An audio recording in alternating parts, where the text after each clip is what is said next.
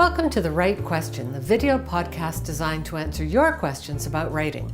I'm Daphne Gray-Gran.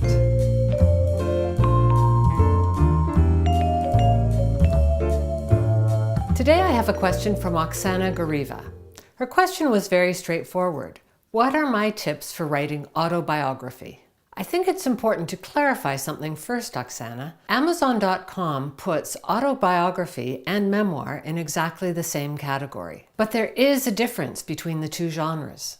An autobiography focuses on the chronology of a writer's entire life. A memoir, on the other hand, covers only one specific aspect of a writer's life. I'm not sure which you want to write. Both are valuable genres, but it's important to make that decision before you start doing any work. Although I haven't personally written an autobiography, I have done a memoir. Mine focuses on my youth, my family, and our interest and obsession with food.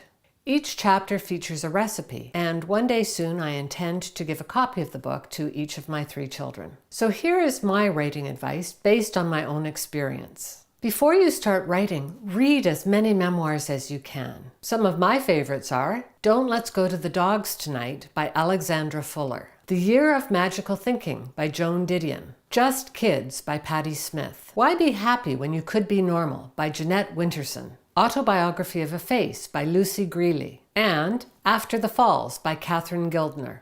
I've put links to all of them below, but go to your local bookstore or library and find as many as you can. The more you read in the genre, the better understanding you'll have of what to do. The next tip is really important. Begin each writing session with a mind map. Mind maps will push you away from linear thinking. They could help you uncover long forgotten stories, make new connections, and make writing more fun and enjoyable. I can't think of a better way to help nudge your memory. If you haven't already, check out my video on mind mapping, link below. One of the most important things in memoir is that they need dialogue, just like novels do. Now, you may be wondering, how do I write dialogue for something that happened years ago? This can be tricky, and at times you're going to have to guess at what you said. Even if you've kept a diary, it won't contain word-for-word conversations, so you're going to have to make those up.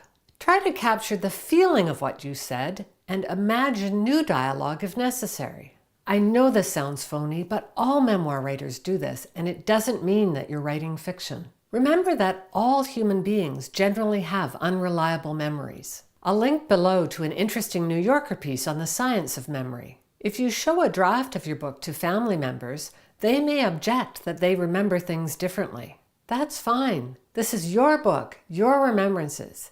And if anyone else wants to tell the story differently, well, tell them they're welcome to write their own book too. On the other hand, you'll want to protect non-family members, and in fact, you may be legally required to do so. When I briefly thought about publishing my book, I went and changed the name and physical description of every non-family member I used. Now that I'm not publishing it, of course, I've gone and changed it back to the original names.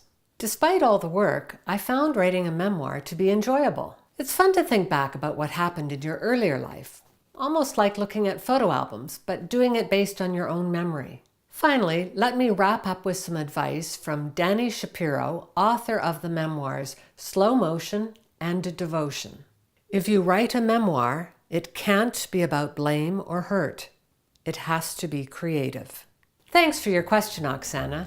Good luck with putting the story of your life into your own words. If you have a question, you can email, tweet, or Skype me. You can find the details in the description below, along with any resources I've mentioned. And don't forget to like and subscribe to the video.